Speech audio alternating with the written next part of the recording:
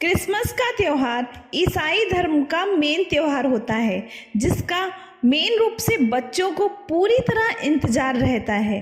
Christmas Isa Masih यानी यीशु के जन्म की खुशी में मनाया जाने वाला त्यौहार है।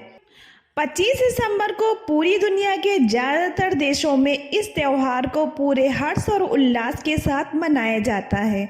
स्कूल में बच्चों को क्रिसमस के बारे में 10 सेंटेंस या क्रिसमस पर निबंध लिखने को बोला जाता है। आपको बता दें कि 336 ईस्वी में रोम में सबसे पहले क्रिसमस डे मनाया गया था।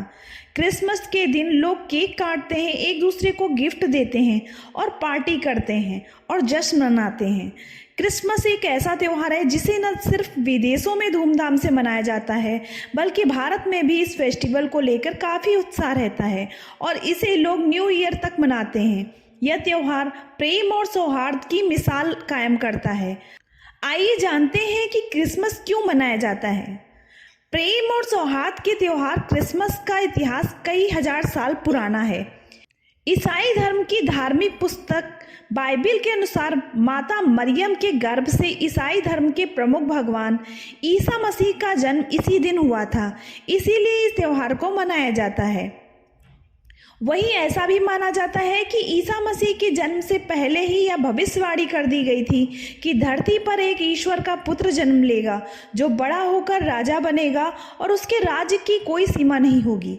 इसके अलावा ईसा मसीह के जन्म से पहले यह भी भविष्यवाणी की गई कि यह पुत्र पूरी दुनिया को कष्ट से मुक्ति दिलाएगा और लोगों को सही मार्गदर्शन कर सही रास्ते पर चलने की शिक्षा देगा और पूरी दुनिया का उद्धार करेगा। फिलहाल आगे चलकर हुआ भी यही कि उन्होंने अपना जीवन दूसरे लोगों की सेवा में पूरी तरह समर्पित कर दिया। आपको बता दें कि माता मरियम और यूसुफ की शादी हुई थी। शादी के बाद दोनों यहूदिया प्रांत के ब्रेतलेहम नामक जगह पर रहने लगे। यहीं पर एक रात को गौशाला में ईसा मसीह भगवान का जन्म हुआ।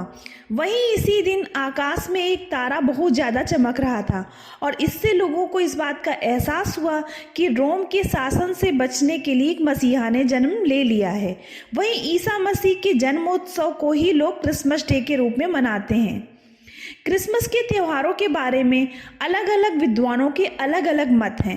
वहीं ईसाई धर्म के लोगों के लिए इस त्यौहार का अपना अलग ही महत्व है।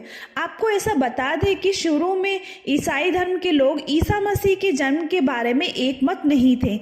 कोई 14 दिसंबर कहता है तो कोई 10 जून तो कोई 2 फरवरी। वहीं तीसरी शताब्दी में जाकर 25 दिसंबर को ईसा मसीह का जन्मदिन मनाना शुरू किया गया।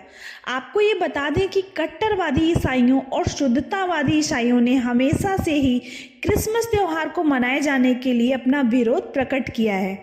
वहीं साल 1645 में जब ऑलिवर क्रोमवेल और उनकी शुद्धतावादी सेना ने इंग्लैंड पर कब्जा किया था तो सबसे पहले उन्होंने क्रिसमस मनाने पर रोक लगा दी थी। लेकिन थोड़े समय बाद जब चार्ल्स II ने इंग्लैंड पर शासन किया तो फिर से जनता की मांग पर क्रिसमस का त्यौहार मनाया जाने लगा। बॉस्टन ने तो साल 1659 से लेकर 1681 तक क्रिसमस का त्यौहार मनाने पर पूरी तरह पाबंदी लगा दी थी। यहाँ तक कि इसे मनाने वालों पर 5 शिलिंग का जुर्माना होता था, जो कि उस जमाने के हिसाब से बहुत ज़्यादा रकम होती थी।